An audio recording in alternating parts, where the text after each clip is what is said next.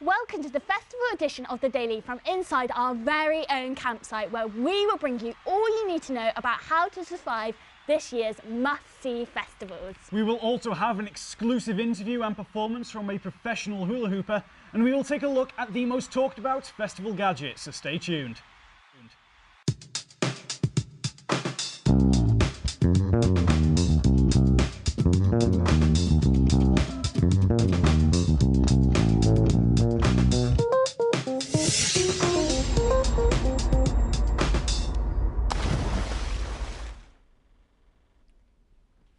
And welcome to The Daily. If you are a big lover of festivals, stay tuned as we've got a great show lined up for you today. I'm Liv. And I'm Chris. First up, we have an exclusive interview with our guest expert Alma, a performer from the circus group The Beatnik Collective, and she will give us an insight on her festival experience as both a participant and a performer. We will also take a look at our festival preparation guide with Daniel James, who will give you all the information you need on how to get ready to survive a festival trip. And finally, we will guide you on the best and most talked about tools and gadgets that will help create home comforts in your tent or can be used to amuse your friends whilst you're out there living it up from the fields of Glastonbury to the crowd-filled evenings of Reading. Now, let's welcome our first guest, Hi. Alma. How are you? I'm good, thank you. Now, have you been to many festivals or shows in the past year? Could you name a few for us? Yeah, so last year we started the season with the Holi Festival of Colours up in Scotland, organised at the Hare Krishna camp. That's a really lovely, quite unusual festival because completely sober. You can't even have coffee or cigarettes. The super sober. Salt. Oh my god. And we stayed with them for a few days, although the festival is just one day. Yeah. And that's really nice and interesting, and they run a lot of little quirky workshops. Little bits and bobs dotted around. Yeah, and then after that we went to Eden. That's all usually on in June, so it's on in June this year as well. Yeah. Which is also in Scotland, but not as much of a sober festival No. as you can imagine. maybe a little bit in there, yeah. And that's in a really lovely location, close to a river. Which is really lovely. There's beet herder that we go through every year, which is quite a bit bigger than that, a bit more party head vibe.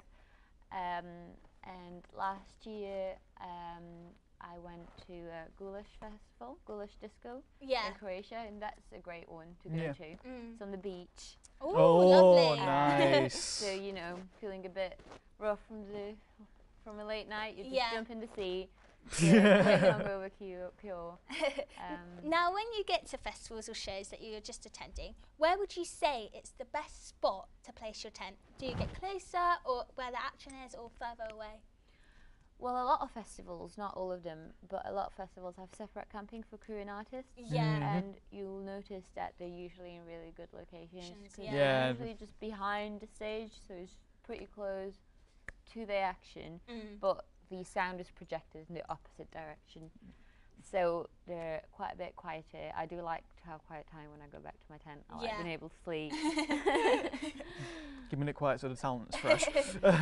So you've been to festivals in Europe, as you said, with Croatia. Yeah. So do festivals in the UK and Europe differ in some ways from one another? Like any specific ones you can think of? Well, as you can imagine, the weather is a big impact. Oh, definitely. So, you know, we might put a bit of a damper on if the whole weekend is raining, but that's just what you have to be prepared for in the UK. You can still have a good time.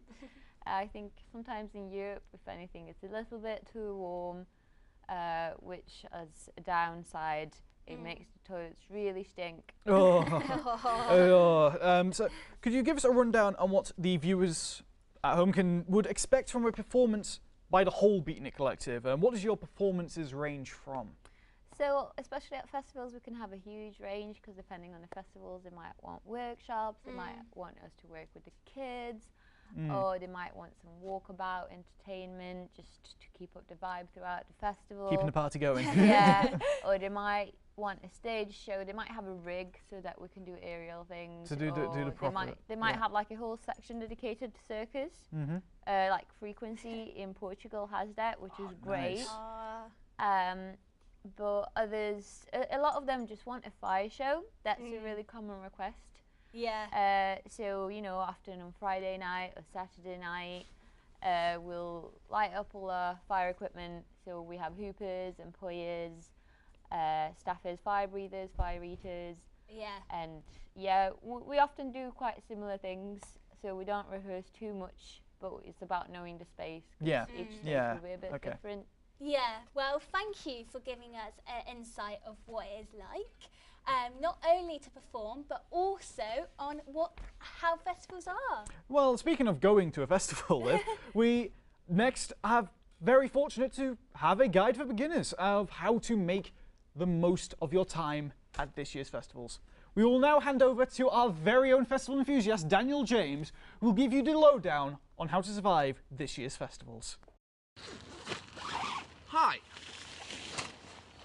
I'm Daniel James Bowles, or DJ Bowles to my friends. If there's one thing that I love in this world, it's packing my bags, picking up from the dealer and heading to a proper mental music festival.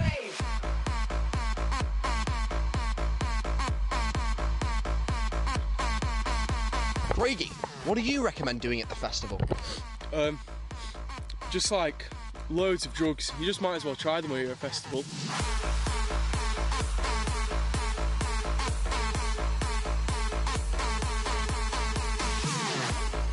What are you looking forward to most about this festival?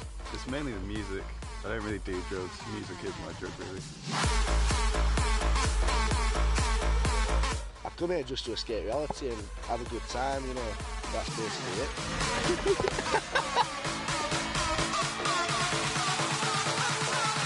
Loads of drugs. Yeah. I can feel the summer heat coming along already, can't you, Chris? With the weather the way it is, of course I can. Some very interesting tips there from Daniel James. Now it's time for both myself and Chris to show all of you our top picks of festival must-haves. We have tools and gadgets that should see you right through the festival weekend. So Chris, what's up first? Well, what's up first is this, actually. It is a portable LED lamp speaker. Ooh. It's a handy tool for keeping the party going when all the lights are out, the fire's out, the music has ceased, but you don't want to stop partying. Yeah. It's great for any situation with the light because it has a dimmer feature. You can set the mood just right. Yeah. You can of course walk around with a dim light so you don't wake up people with a bright light shining in their face. Also, if you want, you've got a Bluetooth functionality. So, of course you want to. It's a speaker. So you put your phone on it. Yeah. You can then bang out your tunes all night long. It's great for creating memories with friends, isn't it? It's just a great for just partying. Yeah, definitely. Other great feature for this is it's weatherproof. So considering how unpredictable the weather is in the UK, Muddy Glastonbury. yes, you won't damage this product, which is great. That is on Amazon for £28, but if you go to Aldi, It's 20. it's 20. That's a which brilliant is deal. great. Absolutely amazing. Now the next product is the Power Bank portable charger. The Power Bank portable charger, essential for travel and for festivals. Definitely. Because if you're out all weekend, there's not going to be any plugs in a field. Exactly. Unless it's a weird ass field. You've got USB and USB-free sockets, so it's Yeah. perfect for that. And there are many sizes. Yes. Many sizes. The largest model is £25, but the smallest model is only £10, £10. which is absolutely brilliant. That's brilliant, isn't it? Yeah. Great if you're on a budget.